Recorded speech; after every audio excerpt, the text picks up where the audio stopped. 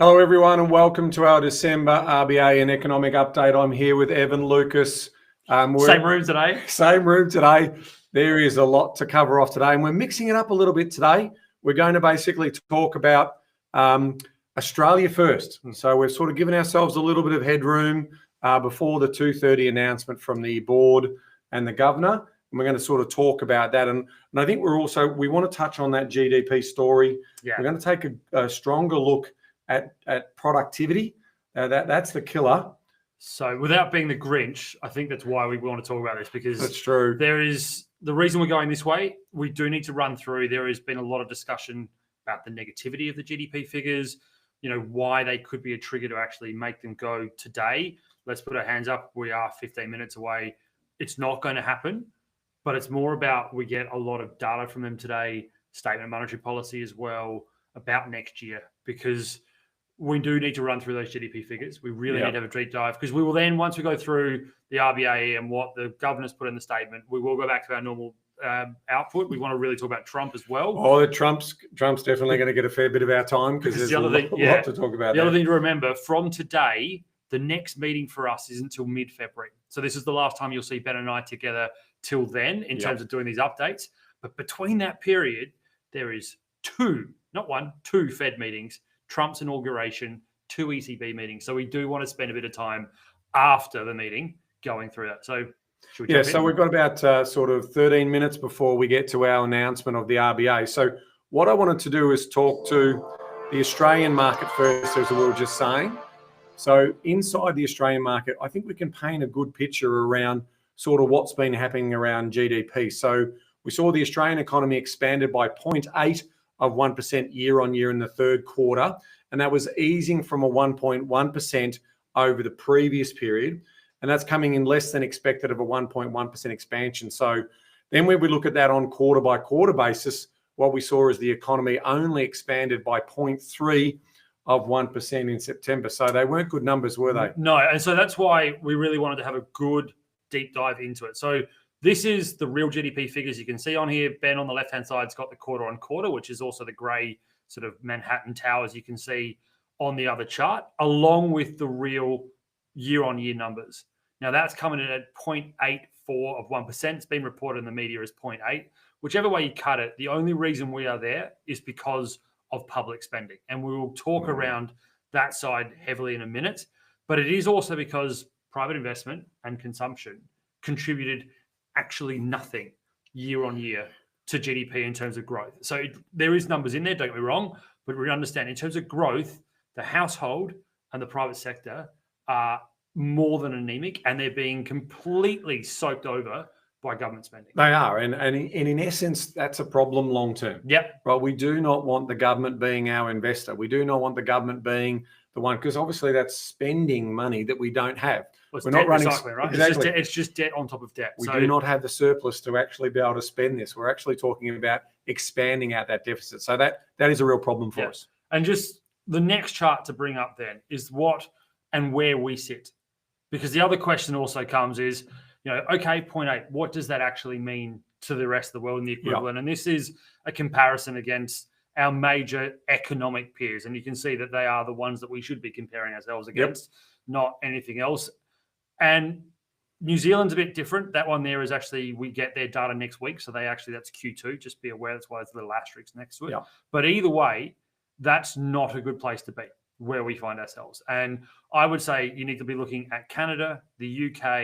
I don't normally like using the US because they are different, but Canada and the UK absolutely is who we should be comparing ourselves to. And we are behind those two significantly. We are not the same as Austria, Japan, Finland in terms of what they are. So we've got the land mass. Yeah. We've got the natural resources. Yep. We've got the talent pool. Yes. What's going on? Talent pools. That's a great question. Like we have too much regulation. We have a few other things that are red tape in terms of how we do it. But look, I mean, you were saying before we went to air, this is the worst set of numbers in. So let's have a look at that. So this here is what you also keep hearing about, which is per capita GDP, which is like for like, if you want to use that term, or household GDP, whatever term you want to use. This is comparing, taking out migration and all of those changes that happen with bringing additional resources into the country. This is what is going on. And since records began at the ABS, this has never happened. 7 consecutive quarters, 8 out of the last 9. And all things being equal, that one that's missing, which is the Q4, that will also show that it will be 2 full calendar years of the household going backwards. So it clearly shows a couple of things. We do need, now, one of the things, we've got an aging population, right? So the demographic that we're seeing, this retiring demographic, so many people are turning at 65, getting access to cash. We need this younger pool of immigration to come in. We need this new generation of workforce to come in. And usually they're positive for overall GDP. That's why we're seeing the 0.8% rise. But on a per capita basis, something's going wrong. We are not proficient. We are not producing activity to the level that we need to. Because that needs to be pointed out. You need to understand that migration is why this country works. Yes. Migration is also the reason why we get fresh capital. So despite all the political angles about, trying to slow migration down and the issues around housing, which Ben will talk to you about at the end of this presentation, we need it, right? We are a migrant country. We use the Seeker song all the way through in terms of how we look at that. So that needs to be put out there, that this, and we are and need to remain an import nation of people. That is what we do. But it's the next things that we need to look at. But so what does it mean? I mean, it ultimately says to me that are we providing too much middle class welfare and incentive? Like, I think about that. I think about, okay, so I know we talked about, in terms of childcare and all, that's a good thing because it puts people in the workforce. Those types of things are really important. But I'm sitting back and I'm saying how the government fixes our problems is they throw money, populist politics we call it. We're going to talk more about that later. But it's this money that they throw into cost of living, and they just basically, it's almost like we're taking a pill, but it's not curing us. It's just prolonging this pain management. So it's pain management, but really what we need to do is fix the problem. It's almost, instead of using pain management, we're using anaesthetists in terms and just anesthetizing our entire pain to the whole concept. Because again, I always talk about this when I do talks. Is if you're, I think it's about 53, I've worked it out. At 53 in the 91-92 recession, that's me. You would have been 18. So you would have just left school. You would have been into the workforce. Correct. You would have experienced some of it, but because you were that young, the impact was probably negligible on your longer term outlook on things. Okay, I'm 18 years old. I might have lost my job. Nah, I'm going to go and do other things. Come back a couple of years later, 22, 3, and away you go. But I didn't have that safety net.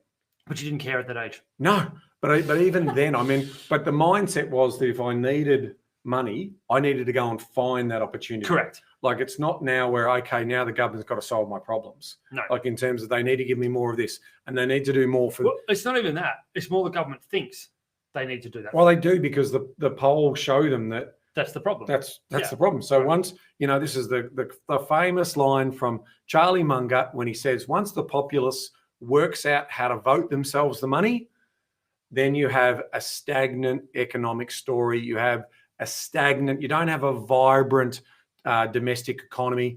All of those things start to, that capitalist, that investment creates jobs.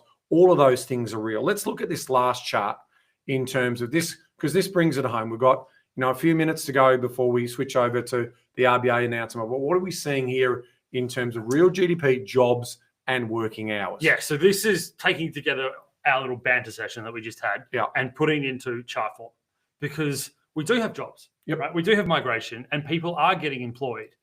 The thing is, as you can see, and this is a little bit abstract, I understand that, but this is showing the total jobs growth. So that's what it means. So from 2019, which is, neutral, we then saw COVID, jobs were lost. Now we're seeing a job expansion, just to give you an example of why that 100 point is there. So we've seen a 13.5% increase in job creation. Which is fantastic. Normally you'd be championing that like tomorrow. And you can see jobs filled, which is additional jobs on top. It's also expanding. But the hours worked is all over the shot. It is not at the same level. So what that also means is that people have jobs, but they don't have enough work or want more work. It also means that the actual hours they're working productively is lower. So instead of working a 7.8 standard day, 8 to 5, they might be only working 6. So their productivity is lower. So the GDP figure, which is that solid figure, shows you very clearly that the output created through, even with the jobs creations we've had, is below. And so the final chart to go to now is, again, showing the decline in productivity from the output of labor. So we have great labor supply and hours worked, but the productivity per hour is negative.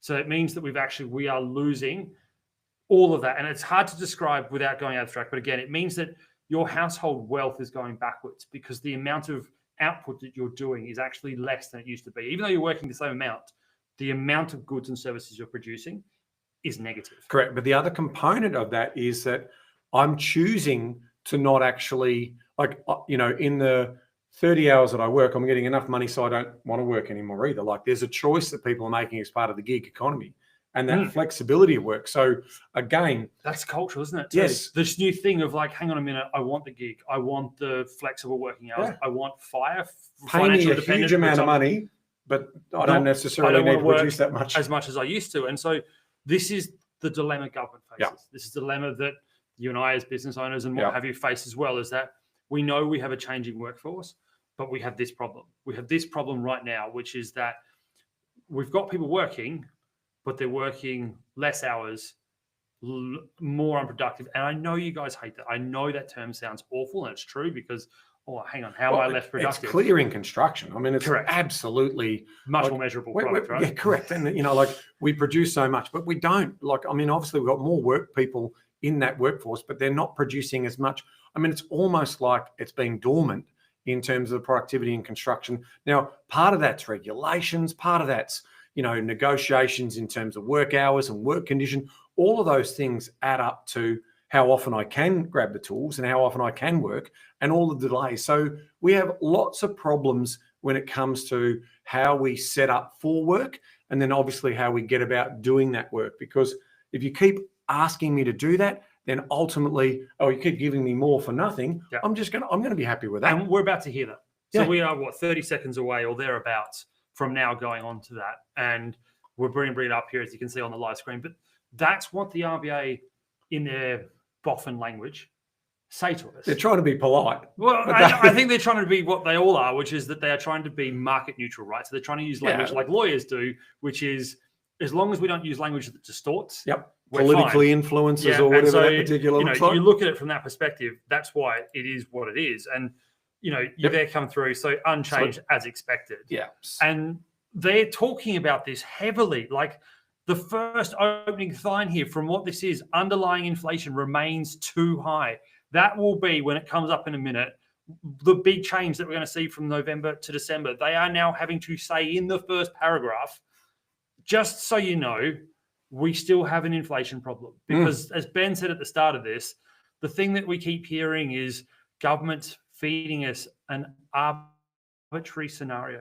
They have arbitrarily made inflation low at 2.1%. If you go through that inflation figure, the reason that we were there is because we saw a 12.3% drop in energy.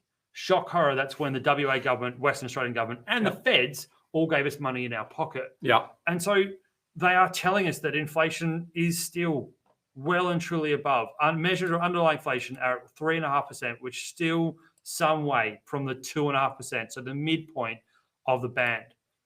And the most recent forecast from the November Statement of Monetary Policy does not see inflation returning to sustainably midpoint targets until 2026. So I'm going to say this again live on air. I'm very close to feeling that. You're almost getting the 50, the pineapple from me. I think you're so close to saying, February is done, because that there to me says that not only has nothing changed, they have once again come out and put their foot down and said, stop thinking that we are close. Stop spending, stop thinking. Stop doing what you're doing. Get on with basically dealing with the fact that at the moment, choice is being crimped. Ben and I have been talking about this for the last 13 episodes that we've done of this program. Yeah. And it sucks to sit here and say it. And as I said to you, I'm going to sound like a Grinch. And I know I'm going to sound like a Grinch when I sit here and talk about this. But as Ben's bringing up the difference changes between November and December, it shows you very clearly that they are now basically constantly having to reinforce inflation psychology. If you keep spending, inflation will not get back to target until a year and a half from now. That is exactly what that first paragraph says to you. And that's the concern. But you've got to read between the lines too. What Evan told us also about GDP there was this story that 0 from business, 0 from households, all of that GDP growth, the 0.8 that we were talking about before and the 0.3 for the quarter, that came from government. So if anyone's arguing that the government's not actually influencing where interest rates are, that's wrong. Yeah. So they've got this delicate piece, haven't they, in terms of... So we've got cat and mouse right now. Correct. We have. I mean, they're trying to keep... Well, you know, if I'm Labor, I want to basically say I'm running a good economy. The economy is still growing, you know, because I don't want to take a recession into an election.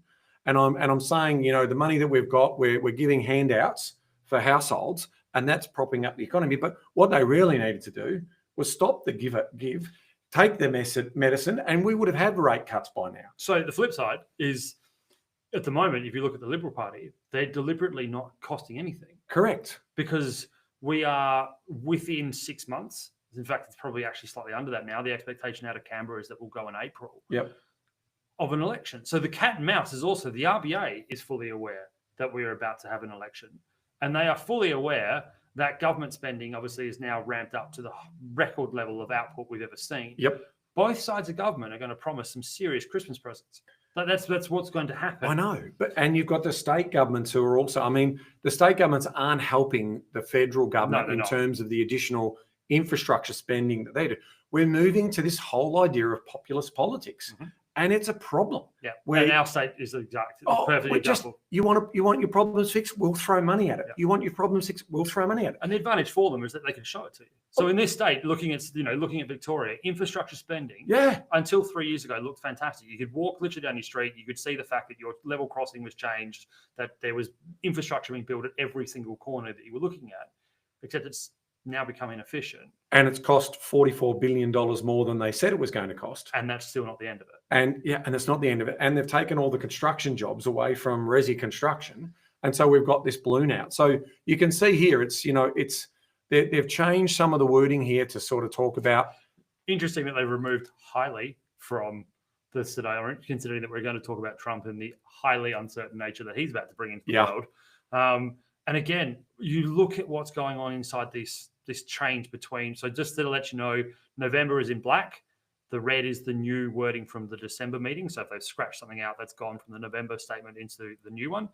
It's all pretty the same. It's just more direct. It's even more direct in terms of how they're saying it to you, which is we cannot see underlying inflation getting back into target until 2026. That overall things are still tracking in the same way. The central projection is household gross consumption will be pretty anemic. You can see that in everything they're talking about with regards to where they say it. And then there's high level. Some upside risk here. Inflation appears to have eased, and we'll see that in the sentiment. There's been a bounce in sentiment, at least that interest rates aren't going to keep going higher. So that seems to be the case. What have they said in the final statement in terms of? Basically unchanged. And that was the other part they had from last month, is that then core. So even though they've got 3 mandates, right? They have 3 mandates, which is the full prosperity of the Australian people, the full employment of the Australian population, and price stability of the Australian dollar. That's inflation. That last one realistically remains number one priority of those 3 mandates. So here we go. Recent data on inflation and economic conditions are still consistent with these forecasts. And the board is, where it says not ruling in, not ruling out, is gaining some confidence that inflation is moving substantially towards target. Now, that is a little bit of movement. It's a little bit of change in terms of looking at that particular story. So I'm obviously, at 3 o'clock, we'll get the governors. And you're hoping there is some ruling. There might be a little bit of hope there for me. In February. Might be a little bit of hope. All right. I'm dashing that straight out. Look, as we expected, there is no movement. We will now wait till 3 p.m. to hear what the governor has to say. So let's move on to the other story. Conditions are softening, but that's exactly what we want to look at. Okay, so that's what we got in terms of the RBA update. Let's move on to looking at how they came up with that decision around the inflation data. So we can see here that inflation in Australia, annual inflation rate dropped to 2.8% in Q3 off the back of those energy things from 3.8% in Q2. Government likes to tell you about the November one, which is at 2.1, but let's put that to the side. Exactly. Now, this was the lowest reading in Q1 since 2021, with good inflation sharply slowing. Well, again, it was purchased to slow on the back of those energy and electricity incentives, the energy relief bill, the rebates around that. In terms of service inflation, here's a problem, stayed elevated, 4.6 versus 4.5. Notably, prices eased for alcohol, tobacco, 6.7 versus 6.8, so not very much. Clothing, 1.7% from 2.9. That's a good movement. Housing, 2.8 from 5.2. That is a good movement. That's a huge movement. That's a huge movement, which we've got to be happy about. Health, 4.8% from 5.7%. So that's still too high. Pretty Inflationary services still not budging in terms of 6.2 versus 6.4. In addition, transport costs fell for the first time since Q4 of 2020, and it was in disinflationary territory at negative 0.9 versus 4.6. So thank you, Qantas, for reducing some of your exorbitant prices on your airfares. In contrast, inflation was steady for food at 3.3, whilst cost accelerated in recreation, 2.1 versus 0.9, but not still within the band. Education, problematic here, 6.4 versus 5.6. This is off the back of those international students not coming, and the university's basically saying, well, we're going broke. We're going to have to find the money somewhere. Yep. So we're racking up the prices. Thanks very much, government. And housing services was also 0.7 versus negative 1.1. Now, the big one that we need to be focusing on in terms of core inflation and the sustainable trend in inflation was the core mean, which is our trim mean, which was 3.5% year on year. Now, that's the softest gain in nearly 3 years, aligning with consensus, but still exceeding the bank's 2 to 3% target range. So we still look to be, challenged when it comes to where inflation currently sits. Let's now jump into the consumer sentiment. We didn't have the unemployment data. That's not released until this Thursday. So we've got to have to keep a really close eye on that. That's going to be really important, because if unemployment remains low, i.e. employment remains strong, that's also problematic in terms of being able to adjust the current cash rate. Now let's have a look. The Westpac Melbourne Institute Consumer Sentiment Index in Australia rose 5.3% to 94.6 points in November, improving for the second straight month and hitting the highest level in 2.5 years, as the outlook for the economy and finances finally turned a little bit more optimistic. Just a touch. Just a touch. Key components in the index also showed strong improvements were family finances compared to a year ago. That surged by 6.8%, whilst expectations for the next 12 months grew at 4.4%. Now, the economic outlook for the coming year jumped 8.7%, and the confidence in the 5-year economic outlook also rose to rose by 6.5%. Now, really important, we're still in pessimistic territory in most of these indicators. That's important to note. But the gains were assessed by the economists at Westpac as being part of the relief that no further rate hikes. Yeah. Not so much that there's a rate cut coming, although most of us, including me being in particular, thought that we would see a rate cut at the end of this year, but it hasn't materialised. It hasn't materialised. Yeah. And so at the start of the year, I remember sitting here, by this time I was expecting 2. Yeah. So the fascinating thing that I point out with this one is particularly the family finances versus a year ago. Yep. So it shows how tight and how pessimistic we are around their finances now, despite, as you just pointed out, probably the family finances are feeling the least amount of pressure they have in the last probably 20 months. Job security. That's it. Employment. No more rate rises. The rate rises have been absorbed. You've also seen a falling of inflation. I mean, that all puts into it, yet the feel, and that's what this is. That's what all surveys are with regards to consumer confidence. They are surveys. Yep. It makes sense that you feel you're worse off now than you are, because during that 12 months, you've absorbed all of those additional costs and you can't see out of them. But then you flip to the one below it, which shows you that the family finances in the next 12 months, we're actually optimistic. Now, so that's interesting, isn't it? Because we've got job security at the moment, but here's what's coming over the hill. This is the telling story. What you heard Evan say earlier was around GDP, Mhm. and most of that was coming from government spending and not from business investment and businesses themselves. Let's learn what the NAB confidence index also said. And this is disturbing because what we saw was the confidence index plunged to a -3 reading from a near 2-year peak of 5 in the prior months, and it's falling below the long-term average. Meanwhile, business conditions sank to their lowest since 2020 at a reading of 2 versus 7 in October. Now, pressured by declines in sales, 8 versus 13, profitability, 5 versus -1, unemployment, 2 versus 3. Now, activity fell across all industries, with retail manufacturing reporting the worst conditions. Labour cost growth in quarterly terms was unchanged at 1.4%, while purchase cost growth slightly increased 1.1 versus 0.9. Measures of cost pressures were mostly steady through though retail prices slowed to a quarterly pace of 0.6 from a prior 1.1. Here is our problem.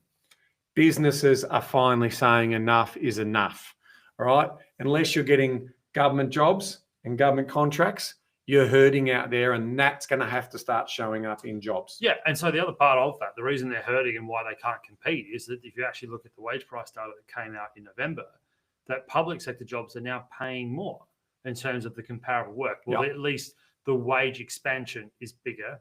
And then what isn't taken into that data is that superannuation benefits are significantly better in the public service. So it's between 10.5 and 11 for private.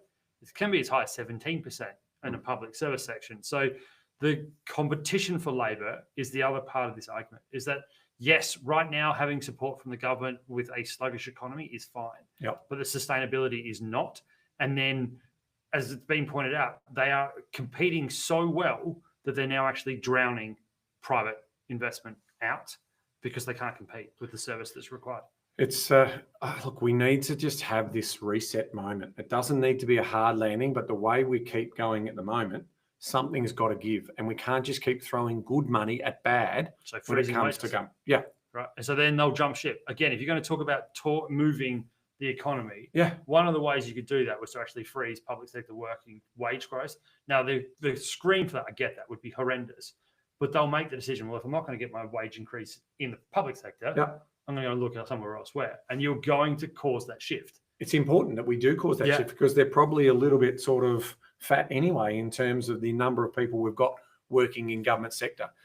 Let's also talk about this chart, because this chart around credit growth, remembering that obviously with the cash rate, the reason this is it's a blunt instrument. It's the only lever the RBA has got to work with in terms of releasing cash, in terms of monetary policy. And they normally need to do that. They pull it back to reduce credit growth, and they release it to obviously increase investment and stimulus, and that grows the economy. What's the problem with this chart, Evan? The problem with this chart is that we're growing at 6.3% in credit to the end of October. So this isn't just to the end of September. This is the end of October, this data. And Ben will go through this in a minute. I mean, look at that middle part of the chart. Look at the investor housing increase that we've started to see. Look at the business investment. It's come down, but it's ticking up again. And if you look at the Manhattan Towers, the bar chart below, you can see the trend is also moving in that same direction. So the argument is also there, is that if you were to make credit cheaper by an interest rate cut or several, the investment that brings isn't actually ringing true, because it's not spreading into GDP. It's not actually seeing business investment go up. And although, as I said, the business chart is interesting and it is slightly expanding, it's pretty anemic. The growth is coming in housing and those kinds of debt leverages. And that's what the RBA is also worried about, is that, again, blunt instrument. Does it stimulate one area more than the other? Yeah, we know in Australia that we will probably end up jumping back into property, rightly or wrongly. It's not the question. It means that, again, their instrument and their tool that they're well aware of is going to create distortions, and distortions in the wrong places. And so they are delicately balancing that problem, is that although it might be cheaper for businesses to borrow, they're not doing it. Who is doing it? The household. And they're going off and doing it in property. And that is good, but it also, from another argument, doesn't actually increase goods and services output. Well, no, it depends on if you're buying an existing property versus investing into new. Yeah, which we know we do. Yep, and of course, when you buy new, it's obviously new production and so forth, and there's extra jobs. I mean, if I'm trying to land the narrow path, I'm sitting on the RBA board and I'm looking at that business one, I'm mildly happy because my narrow path that it's pretty narrow in that chart. That's pretty good for me, because one of the big things we don't want to see is we don't want to see that chart falling off a cliff, because that means we're in for a hard landing, right? If businesses aren't going to invest in new equipment, new productivity, more people, expansion, that means less jobs. That obviously has that cycle. So that's sitting where I want it. The housing investment in terms of, I think there is, and I'm trying to get a little bit deeper in this data myself, the amount of noise I'm hearing around commercial, so people taking equity out of their home or using their home as collateral for a commercial piece of real estate. That is interesting, because that might be showing up in terms of... That is fascinating. Yeah, because that's a little interesting. Because commercial real estate has been suffering post-COVID. It has. But I mean, now that I've got record land taxes in some states and territories, I can actually get the tenant to pay even my taxes. Not here in Victoria if I've got a retail lease, but in other states and territory, there's still an opportunity around that. So we'll be watching credit policy and credit growth and housing approvals like a hawk early into the new year.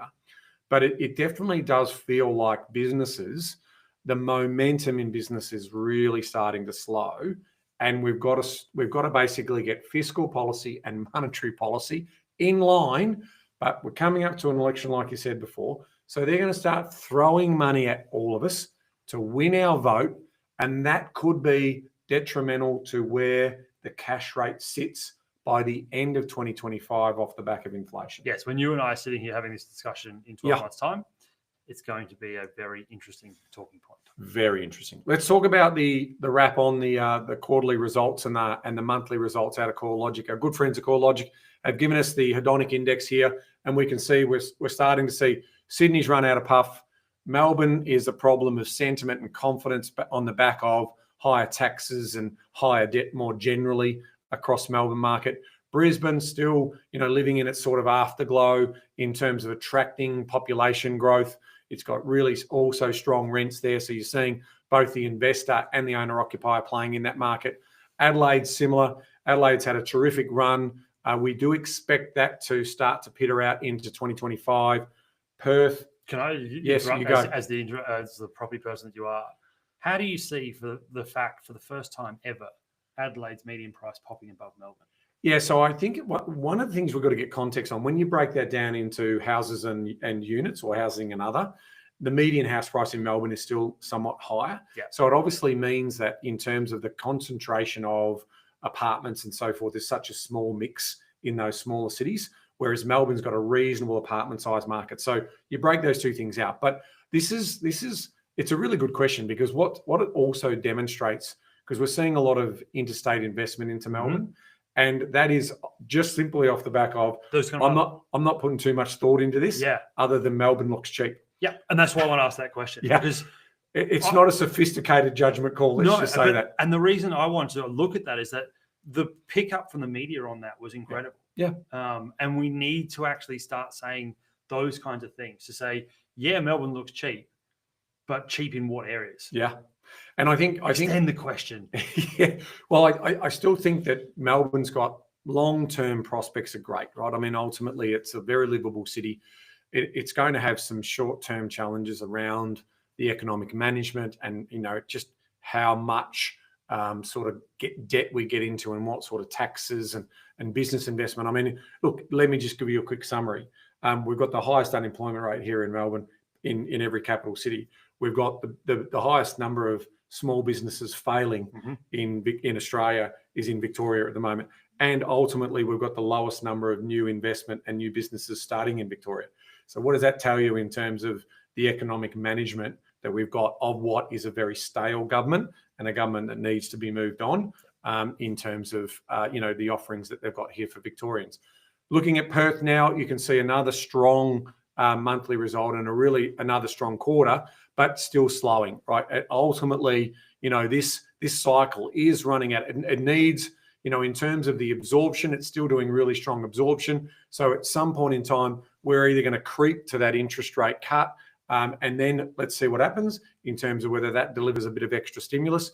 But if the economic activity, that flywheel that I keep talking about, that water wheel, if that slows right down and it's not picking up water at the same pace, then even if rates go lower, it doesn't guarantee that property prices are going to move more generally. Darwin is the smoky. I've said it before. It's definitely showing, from an investment point of view, and certainly from a new government who is very pro-business, very pro-investment. They're doing a lot to try and get the property market moving up there. So that's one to watch as a speculative. I'm not guaranteeing that's going to go well, but that's certainly one I'm keeping an eye on. And then obviously the Canberra market. Again, it's not where we would go for investment. The amount of taxes that you pay, effectively you're collecting rent for government and just putting it straight into their coffers. So don't touch that market. So combined capital is up 0.1, combined regional is up 0.3, nationally only scratching out a 0.1 increase. So that gives you a bit of an idea. So let's talk about the key takeaways for the Australian market before we move on to the other big news, which is the Trump 2.0 story. So we can see at the moment, the RBA's hands are tied. They can't move on rates. Inflation is still too sticky. We know that easing is going to be less likely in February and more likely in May, as evident post the election. In terms of employment remains too strong. Look, if we get a really strong, a poor result in the December quarter, maybe there's a slimmer of hope for me, and maybe the governor and the new board might give the government in power a bit of options. So you've got the last Wednesday in January. Correct. Is the day. It's my last hope. It's your last hope. Okay.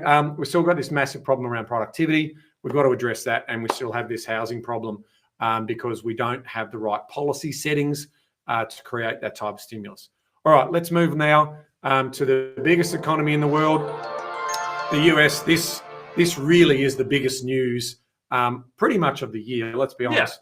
Yeah. The leader of the free world is going to change. The direction of policy, the direction of lots of things is going to change.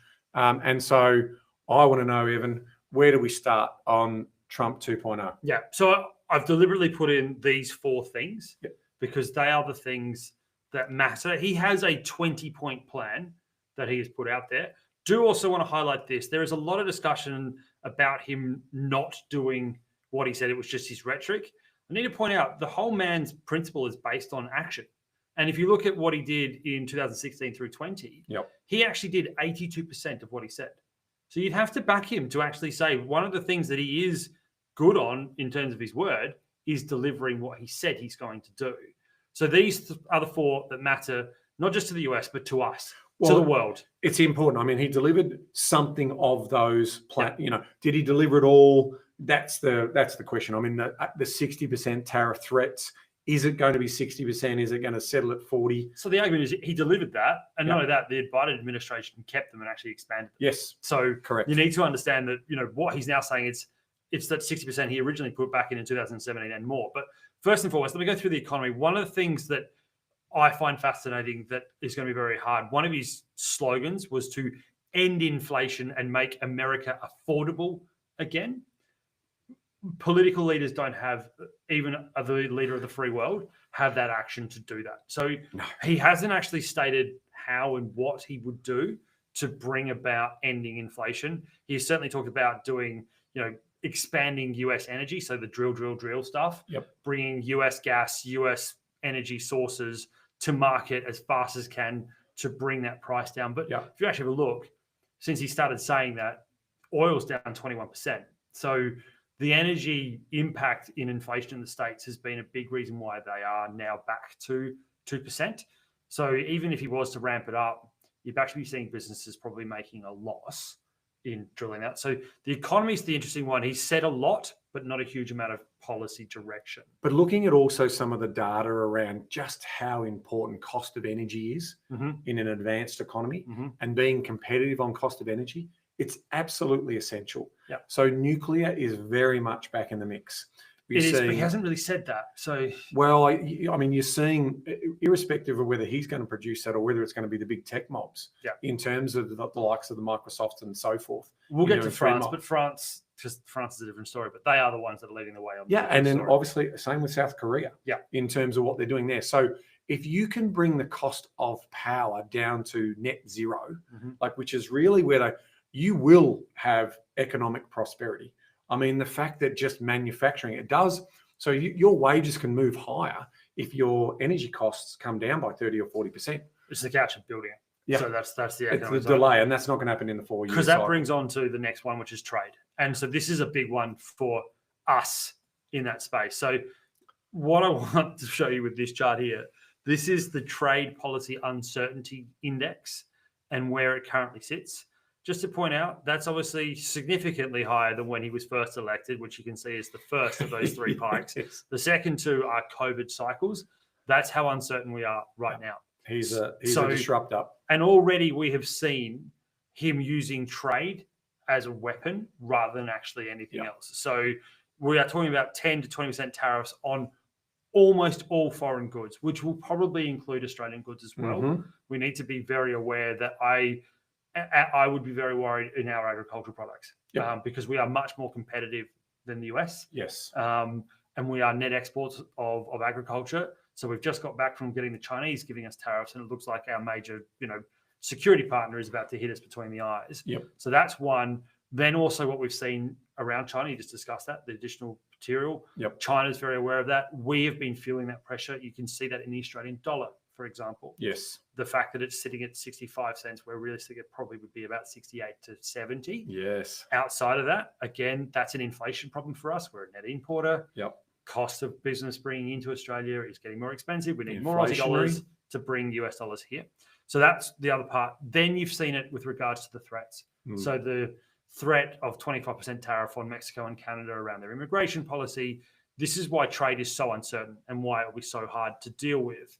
Because then we get back to, let's talk about migration and the immigration policy he's brought. Why we are talking about that policy on this program is the impact on inflation. And let me work you through this very quickly. If you are deporting very cheap, very efficient, because that's what it is, labor that then has to be replenished with higher costing, less efficient labor, that is 101 inflationary tactics. 100%. And so that, I think, is what's been lost on this whole discussion. The biggest issue I see economically is his immigration policy. And again, our agricultural products will become immediately more attractive to Americans because we are more efficient, and they will be cheaper because of this policy.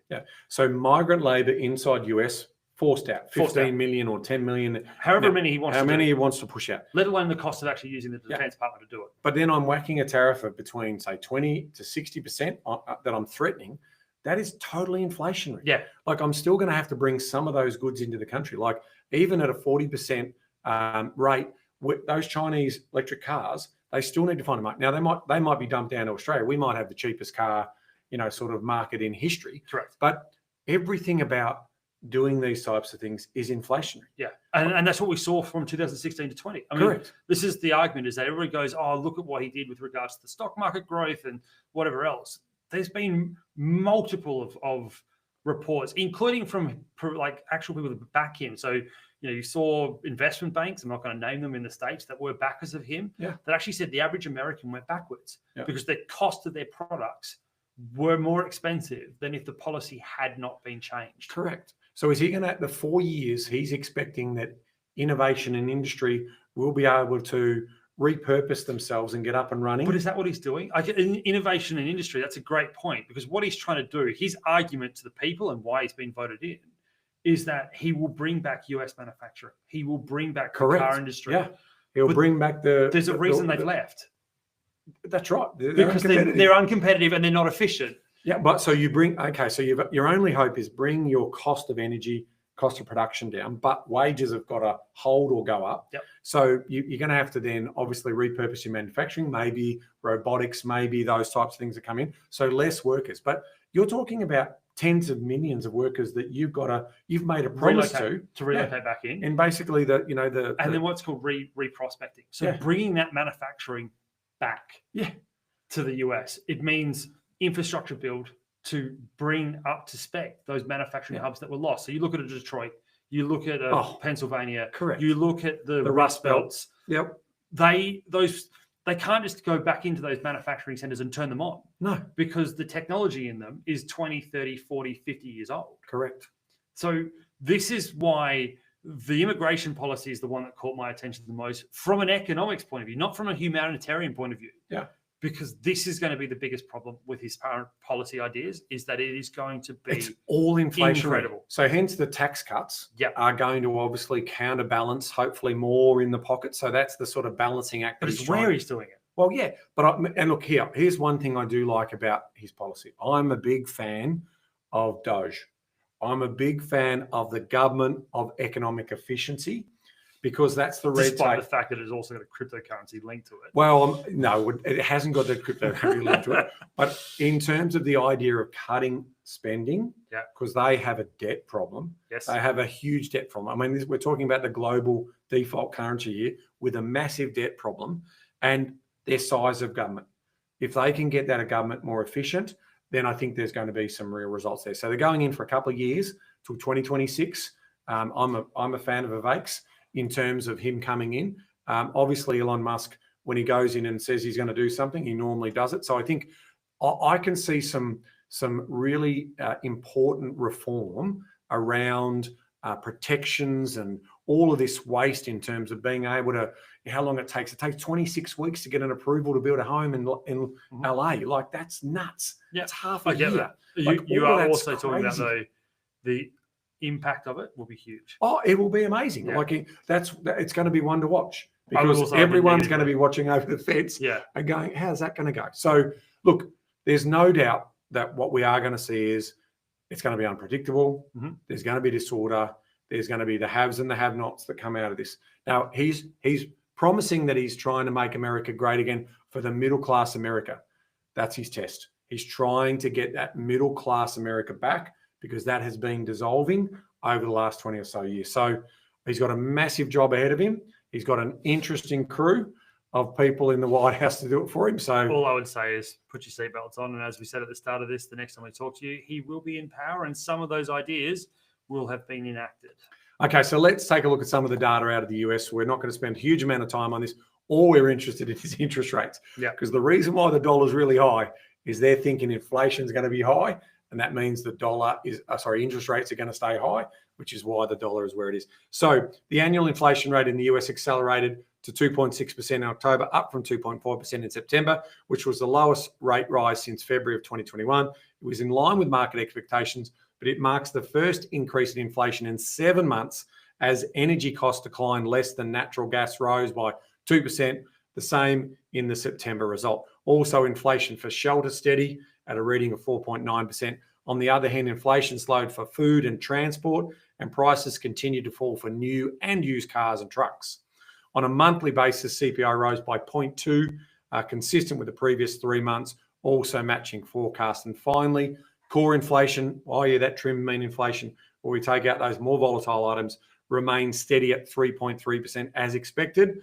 And monthly core inflation is also holding at 0.3 of 1%, which was the same as September. So let's then have a look at the dot chart in terms of the plot, dot plot, and see what we learn about where we think rates are going to go, because they've got their meeting next week. They do. So as I said, they're going to have 2 meetings before the next time we talk to you.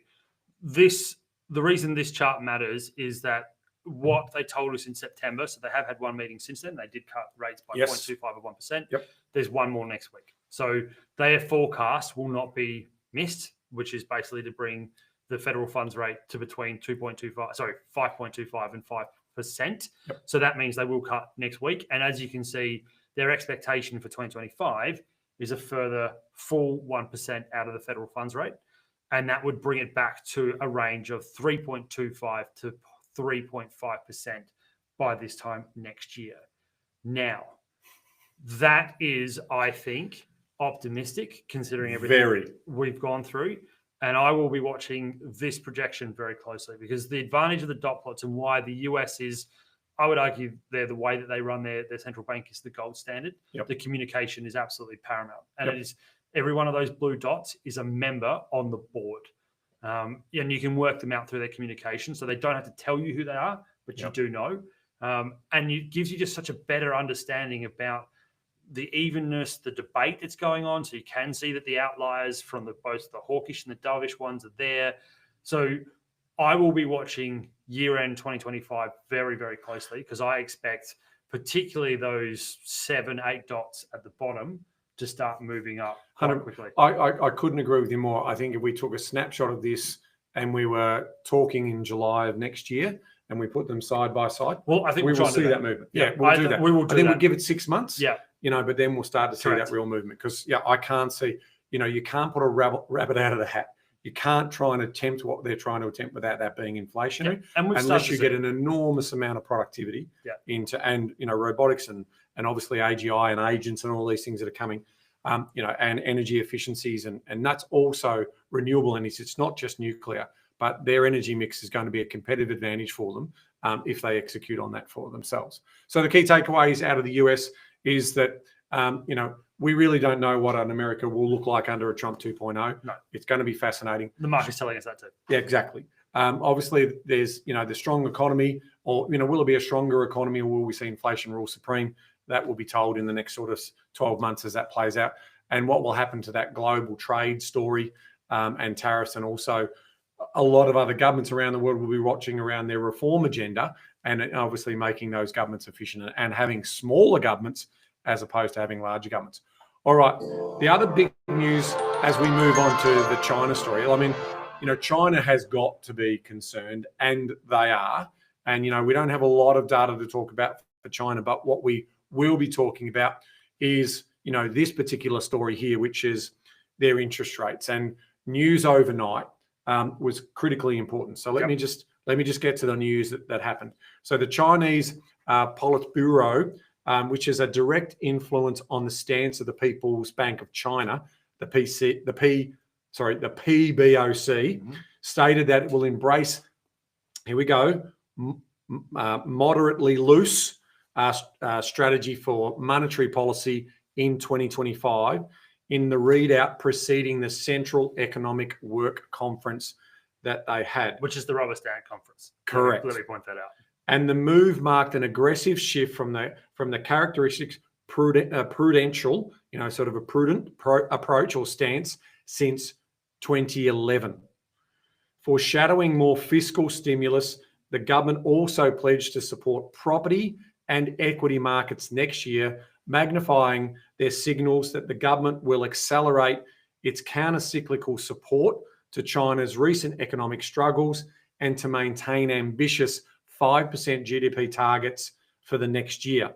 The decision extends the CCP's growing efforts to stimulate the Chinese economy following muted reactions to previous policies, but the market also sees the statement as a countermeasure to potential tariffs of 60% out of the US following President-elect Trump's inauguration next month. Evan, what's China got to do?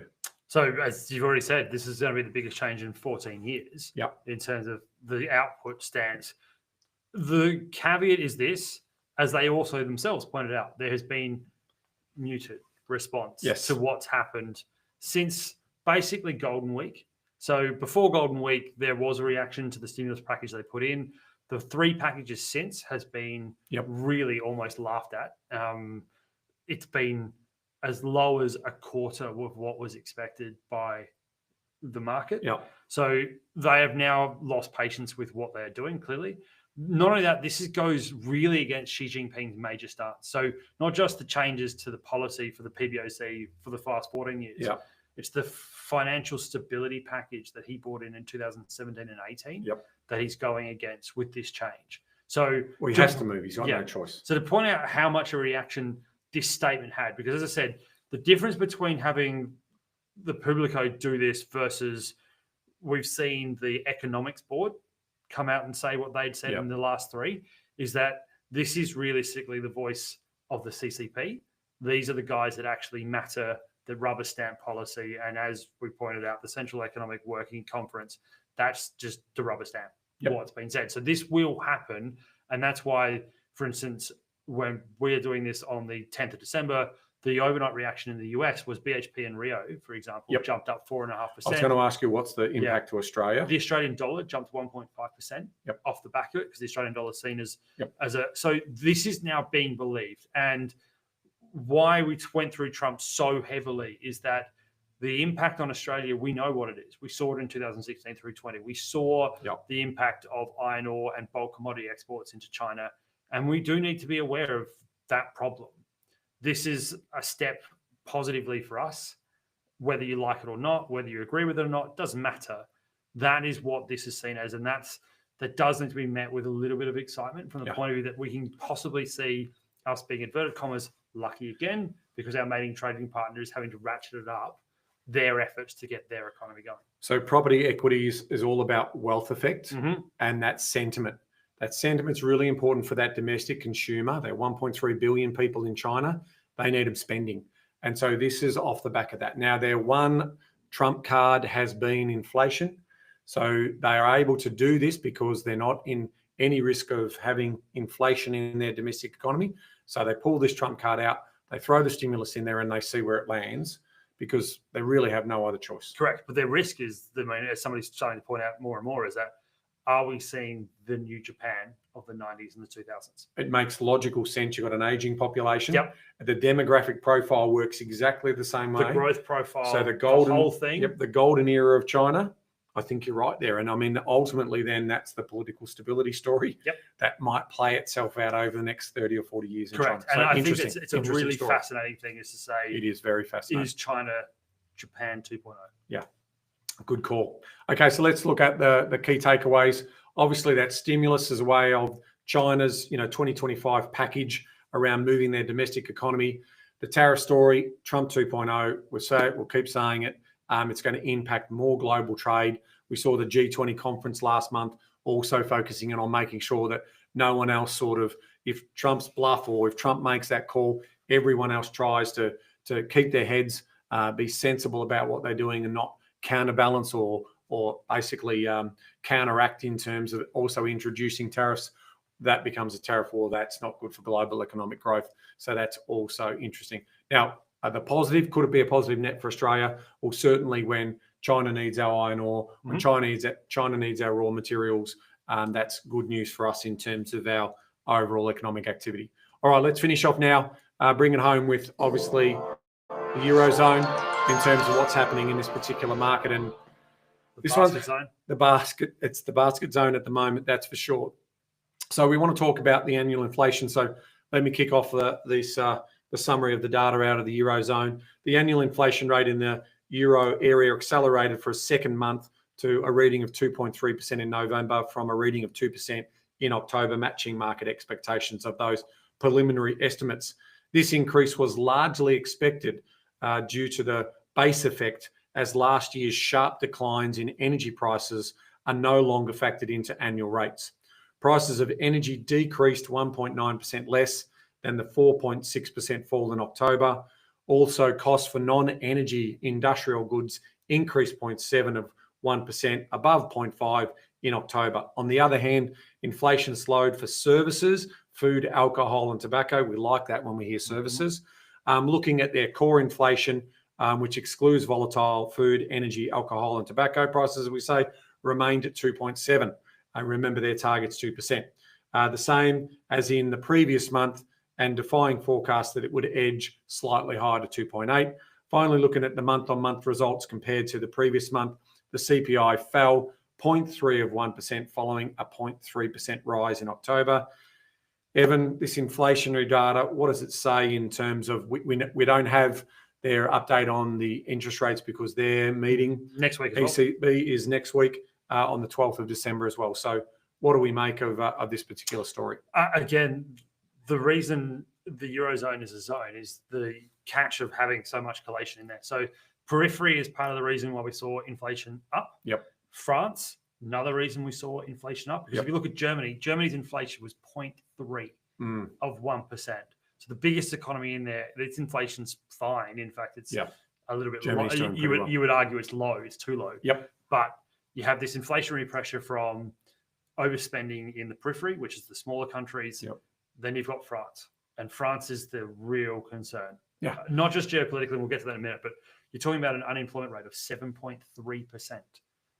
Compare that to Italy, which is normally seen as a bit of a problem child. 5.8%. That's when you get sort of revolt from your citizens, right? And we're seeing that. Yeah. So and they're looking for a politician who's going to promise them the world back into populist politics. It's a dangerous area where we need to be. And I think the other thing for Germany is exports are big, right? So a tariff war is something they do not want to be a part of. And they're coming. So let's quickly pick on that, because the Germans are fascinating. So there is an argument that we are possibly seeing the end of the German manufacturing high-end quality. I mean, they are still that. They've still got that global cultural that quality. Picture. Yep. But you look at Volkswagen, for the first time in 40 years, they've actually had to properly offlay service workforce and cut wages. Well, because the product's coming out of China. Yeah, they can't keep up with them. And so the hybrids and the electric vehicles. They even begged the federal government in Germany not to react to China's tariffs on European car exports because they didn't want them to do it because they knew that Chinese would respond, and they have. Oh. So Volkswagen's, it's not the canary, it's the gorilla, because it's that massive. Yep. Yeah, it's the huge gorilla to say, are we watching possibly the end of the German supercycle manufacturer in the post Second World War era? You look at their high end quality. I mean, people still want German goods. Mercedes. But they're offlaying the mid and low stuff already overseas. So if you look at their brands, they're spread across quality now. Yep. And I think they've got to move with market. And at the end of the day, if you're going to get dumped in with cheap commodity goods from China, but the EV vehicle world is the thing that they're going to suffer with, because then you've got now Trump also talking about EV vehicles and putting tariffs on those. Well, combustion engines are out. Combustion engines are out in 2030. Yeah, so ICE engines are done. And so, but you look at what he's bringing on. He's bringing tariffs for not just China but also for Europe. So it's a fascinating scenario that they're facing right now. And so no wonder with that sort of uncertainty that we saw the consumer confidence in Europe also drop.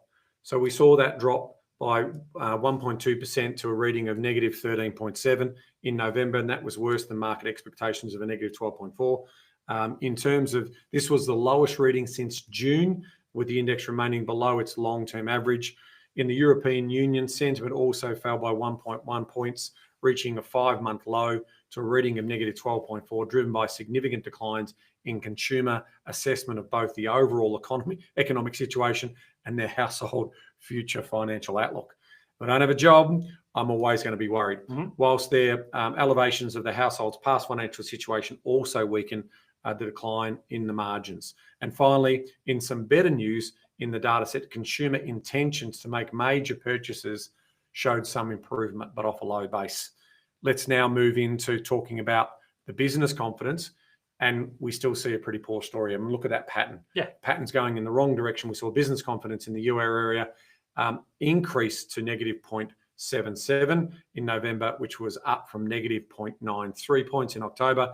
But it's still the trend is there. Trend is not in the right direction. I mean, that's trending the right, but the overall trend is not in the right direction. You can draw a line of best fit, and you can see that it's not getting smaller. It's ramping up. It's not where we need to be. So let's wrap up in terms of what we know about the euro area.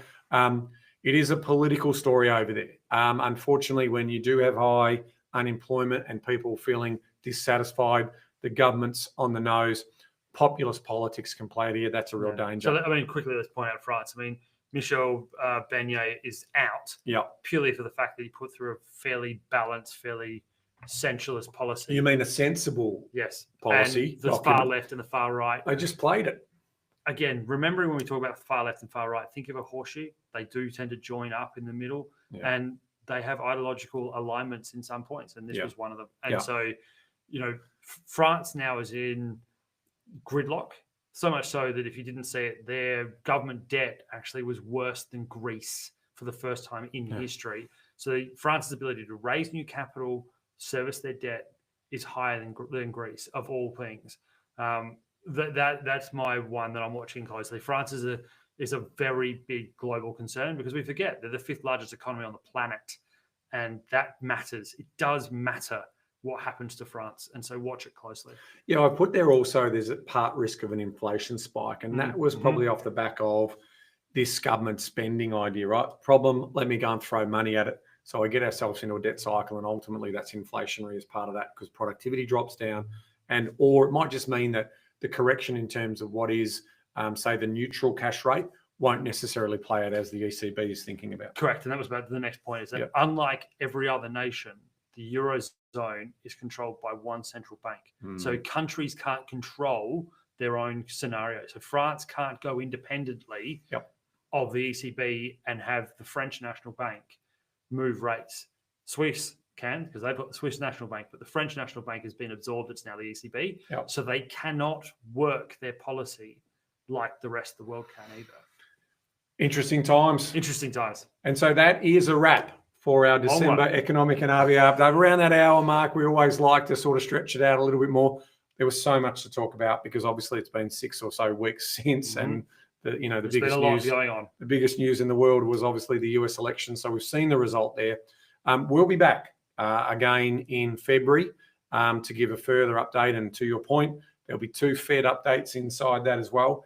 So it'll be interesting to see. And by then, we'll also have our December quarter, and we'll be keeping a hawkish eye on unemployment and where interest rates are going. And that bet still remains a little bit live, but not quite. I think I'm going to be paying out really soon. But Evan, thank you for joining us this year. Thank you for having us. To all of you out there, Merry Christmas. Merry Christmas. Happy New Year to all of you. It's been fantastic 2024 in terms of doing these. Can't wait to do it again next year. Yeah, and so please have a safe and enjoyable entry into 2025, and we'll see you on the other side with our economic and RBA updates. Thanks very much for watching, and remember, knowledge is empowering, but only if you act on it. Bye for now.